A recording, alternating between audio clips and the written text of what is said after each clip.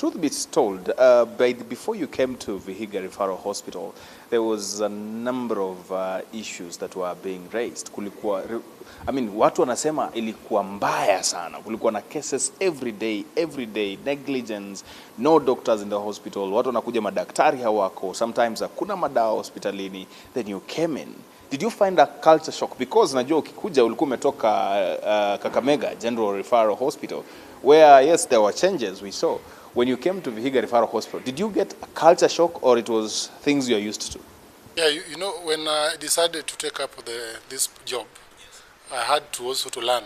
You know, you learn, you ask questions, you go there incognito, ili ujue hao watu nitafanya kazi nao aje.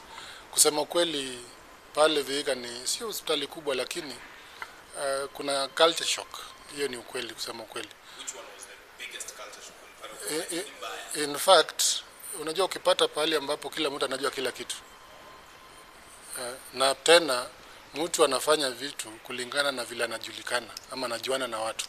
So one thing is Godfather, hiyo mambo Godfather syndrome. Hiyo imekuwa hapo sana, kwa sababu ukifanya kitu utatishwa ati nitaenda kuambia mwanasiasa fulani, nitaambia nani.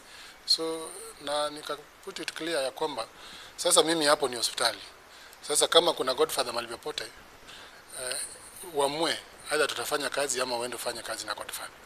Kwa hivyo tulianza hivyo, na najua tena vita si ati inatoka nje, ama hii mambo ya kutofanya kazi ni ile culture tumeinculcate kwa wafanyikazi wenyewe. Kwa hivyo utapata watu wakuji kazi, wengine wanaleta wale wadogo ndio wanafanya kazi, hao wameenda kufanya locum kwingine ili wapate pesa extra.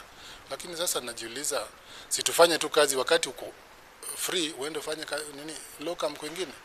Kwa hivyo hiyo ndio ilikuwa shida, lakini tunapambana tu polepole kwa sababu ukisikia mtu anasema, wakati umesema sasa wale hao wafanyi kazi, we take action, alafu kuambie ati sasa umetutoa kwa sababu unaleta watu wa Kakamega, unajua hapo umeanza kugonga ndipo, kwa vile kuna kitu unafanya.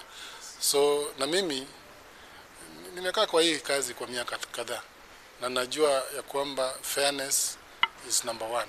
Then number 2, ni lazima tuhakikisha kwamba service delivery, actually my area of focus is service delivery.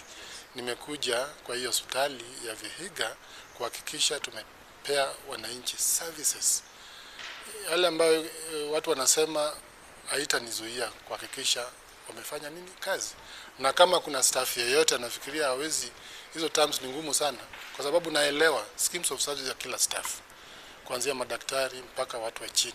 So lazima watu wafanye kazi, na wale ambao watapenda kazi tutatembea pamoja, na wale ambao wanaona hawezi fanya kazi, kwa sababu ndugu yangu, how will you explain when a staff has not come to work na kuna mgonjwa pale na anahitaji usaidizi ya dharura?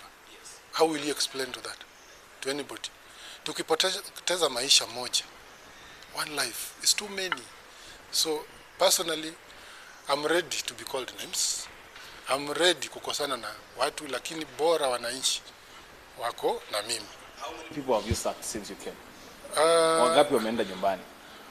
Kuna wengine kwenda, watu wameenda, siwezi nikadanganya, na bado wataendelea kwenda. Wameenda kama wangapi? Ndatafuta idadi nitakupea. In our next interaction I'll give you the exact numbers, because there's no way I go to a clinic, I get you are not there, and these people are suffering. So if you are staff on temporary, I'll just tell you just go back home.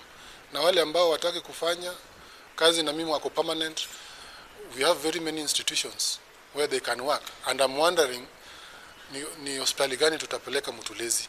So ni lazima either work na mimi ama ujiondoe wewe.